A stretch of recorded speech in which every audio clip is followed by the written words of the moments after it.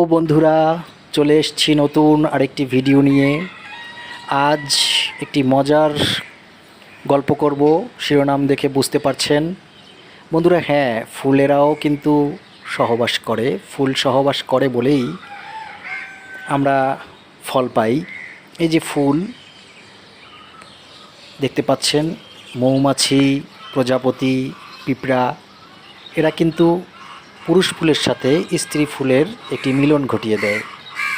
আসলে এই পৃথিবীতে প্রাণীকুল বলেন, উদ্ভিদকুল, সবারই এই মিলন এটি কিন্তু থাকতেই হবে, না হলে ফল পাওয়া যায় না।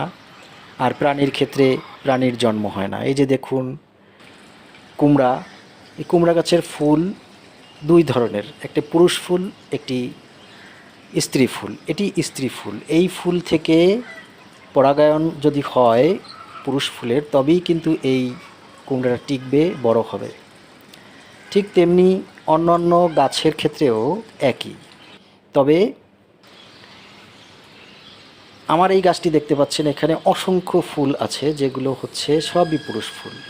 হ্যাঁ, এই ফুলগুলো থেকে ফল হয় না, স্ত্রী ফুলের দেখা নেই। এখন স্ত্রী ফুল যদি থাকতো, তাহলে এই ফুলের সাথে, পুরুষ ফুলের সাথে স্ত্রী ফুলের একটি সুন্দর মিলন হতো, এবং সেটি হতো পশু পাখির মাধ্যমে। এবং দেখুন, এই যে একটি শশা, এই শশাটির জন্ম লাভ হয়েছে, কিন্তু এটি স্ত্রী ফুল ছিল। পুরুষ ফুলের সাথে কোনো একটি মৌমাছি, কোনো একটি পিঁপড়া, ওই যে উড়ে যাচ্ছে, এরাই মিলন ঘটিয়ে দিয়েছে, বিধায়ী এই ফলটি হয়েছে। এই গাছে অসংখ্য পুরুষ ফুল, স্ত্রী ফুল কিন্তু কম। ঠিক তেমনি প্রাণীকুলের ক্ষেত্রেও একই, অসংখ্য মানুষ জন্ম নেওয়া শুক্রাণু, ডিম্বাণু, এগুলো কিন্তু থাকে, কিন্তু জন্ম নেয় একটি প্রাণ। ঠিক তেমনি ফলের ক্ষেত্রে, গাছের ক্ষেত্রেও সৃষ্টিকর্তার এক মহিমা, এক রহস্য।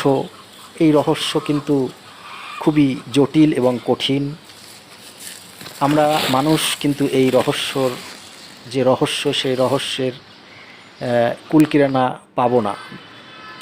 এই যে কুমড়া ফুলটি দেখতে পাচ্ছেন, এটি বড় ছিল, হয়তো পরাগায়ন হয়েছে অথবা হয়নি। যদি হয় তাহলে কুমড়াটি আস্তে আস্তে বড় হয়ে যাবে, আর যদি না হয় তাহলে এটি ঝরে যাবে, এমনই হয়।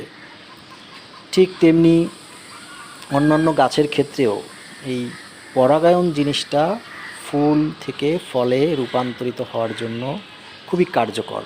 এখন আধুনিক সময়ে মানুষ কিন্তু নিজেরাও পরাগায়ন করে দেয় কেউ কেউ। সেটি বড় অনেক ফল বা অনেক ক্ষেতের ক্ষেত্রে হয় না। এটি যদি আপনার শখে এরকম বাগান থাকে একটি দুটি ফুলের ক্ষেত্রে, সেই ক্ষেত্রে আপনি করে দিতে পারেন। এই যে মরিচ গাছের ফুল দেখছেন, এই ফুল থেকেও কিন্তু আপনার ফল হবে। এই যে দেখুন কত সুন্দর একটি মরিচ হয়েছে, এটি কিন্তু এই পরাগায়নের ফলেই হয়েছে। আমার এই গাছটিতে অসংখ্য ফুল হয়েছিল, কিন্তু ফল কিন্তু কম। এভাবেই প্রতিটি গাছের ক্ষেত্রে, প্রতিটি ফুলের ক্ষেত্রে, প্রাণীর ক্ষেত্রে এই মিলন সহবাস, এটি কিন্তু সৃষ্টিকর্তা নির্ধারণ করে দিয়েছেন। সুতরাং এর বাইরে বা এর বিকল্প কখনোই চিন্তা করা যায় না। আর এগুলো হচ্ছে ফুল গাছ, অর্থাৎ এটি বেলি ফুল, এখানেও কিন্তু পরাগায়ন হচ্ছে, কিন্তু এর থেকে ফলের দেখা পাওয়া যাবে না। এটি মূলত আপনাকে সৌন্দর্য এবং সুঘ্রাণ দিবে। আমরা কিন্তু এটির থেকে ফল পাবো না, কিন্তু তাদেরও মিলন হয়। এই ফুল থেকে মধু নিয়ে ভ্রমরা চলে যায়, অর্থাৎ মৌমাছি চলে যায় তার বাসায়, সেখানে মধু হয়। এটি একটি অন্যরকম একটি সিস্টেম। এই সিস্টেম একমাত্র সৃষ্টিকর্তার মাধ্যমেই সম্ভব। এই যে ছোট ফুল দেখছেন, এটা ওই যে দেখলেন একটি মৌমাছি উড়ে যাচ্ছে, এগুলো আসলে রহস্যময় পৃথিবীর অদৃশ্য এক রহস্য। এই রহস্য মানুষের পক্ষে সম্ভব না পুনরুদ্ধার করা, এ একমাত্র সৃষ্টিকর্তার মহিমা। যাই হোক বন্ধুরা, পরাগায়ন বিষয়টি আমরা জানলাম। ফুলে ফুলে পরাগায়ন, অর্থাৎ স্ত্রী ফুলের সাথে পুরুষ ফুলের মধুর একটি মিলন হলেই জন্ম নেয় ফল। সেটি শুধু বৃক্ষ বা গাছের ক্ষেত্রে নয়, এই মিলন সহবাস এটি এই সৃষ্টিকুলের এক অন্যতম রহস্য। আজ রাখছি, আসছি আবার নতুন কোনো ভিডিও নিয়ে।